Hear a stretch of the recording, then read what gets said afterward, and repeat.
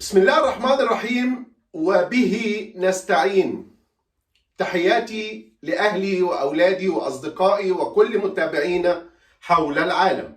اليوم هنرسل رسالة من سويسرا إلى وزير العدل في مملكة تونغا.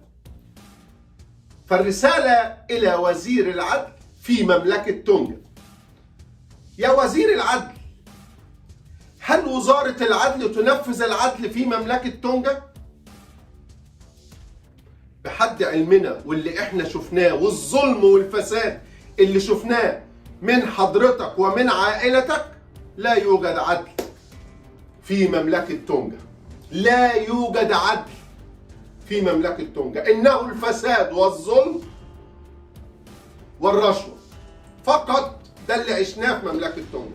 إذا كانت في وزارة الاستثمار أثناء ما كنا بنخلص إجراءات أوراقنا، وطبعا كلهم عارفين في تونغا إيه اللي حصل، وفي المحاكم أيام ما حضرتك يا وزير العدل ما كنت وزيرا للاستثمار، لأن أصل الوزارة هناك ممكن وزير يمسك وزارتين، ما هي فاضية. هددتنا إن أنت هترفع علينا قضايا، ويوجد الكلام دوت في الإيميل، ايميلات المراسلات اللي بينا لما كنت سارق المشروع مننا.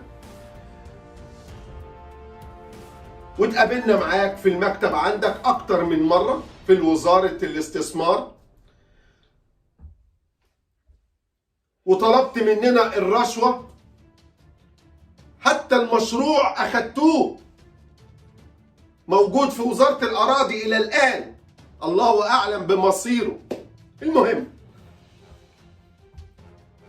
وعائلتك يا وزير العدل، العائلة الفاسدة، ابن قاتل في فافاو وأخذ براءة، ابنتك تهددنا بالقتل هي وزوجها منتحل صفة طبيب، وتأخذون ضدنا حكم بمنعنا من السفر، ولا يوجد من يحمي أصحاب الشركات والاستثمار في مملكة تونغا، ولا يوجد وزارة للسياحة تحمي السواح في مملكة تونغا. وزي ما احنا عارفين طبعا وزيرة السياحة محكوم عليها 5-6 سنين هي وزوجها بالفساد. طبعا رسلناهم، ولكن لا جدوى. لا يوجد في مملكة تونغا من ينقذك إلا بالرشوة والفساد.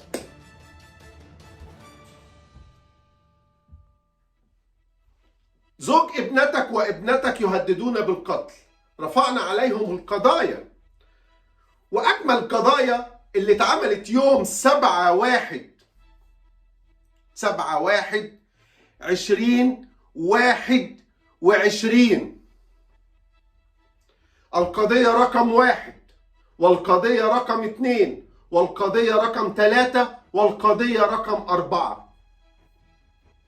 علما ان كان في قضية قبليهم اللي هي قضية التهديد بالقتل، اللي اخدتوا القضية من القاضي وسلمتوها القاضي تاني عشان تلعبوا معانا، وكان محكوم علينا بالبراءة في القضية اللي انتوا كنتوا رافعينها ضدنا وبتهددونا وتبتزونا وعايزين اموال، وطالبتونا وعندنا الايميلات بأكتر من 20,000 دولار رشوة عشان تسمحوا لنا نغادر البلاد.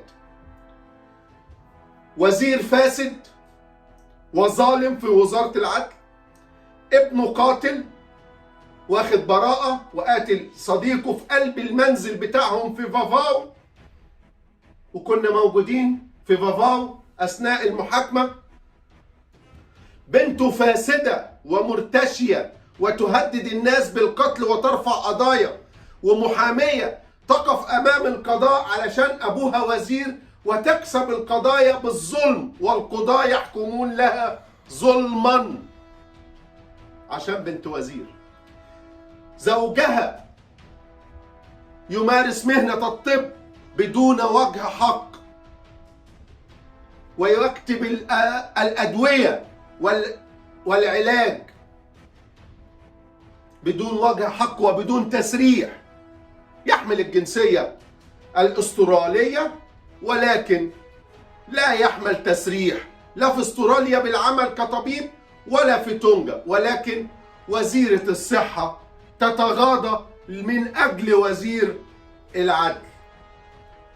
الفساد منتشر يا ملك البلاد، فنتمنى من ملك البلاد إنقاذ شعبه ومحاسبة هذه العائلة، عائلة وزير العدل الذي لقبناه بوزير الفساد والظلم في مملكة تونجا. تقبلوا تحياتنا، وسوف نشرح لكم ما حدث لنا بالتفاصيل، وسوف نعرض عليكم أرقام القضايا. تقبلوا تحياتنا وإلى اللقاء. عربي عباس من سويسرا، ورسالة إلى وزير العدل في مملكة تونجا: من يحاسب هذه العائلة الفاسدة في مملكة تونجا؟ تقبلوا تحياتي، والسلام عليكم ورحمة الله وبركاته.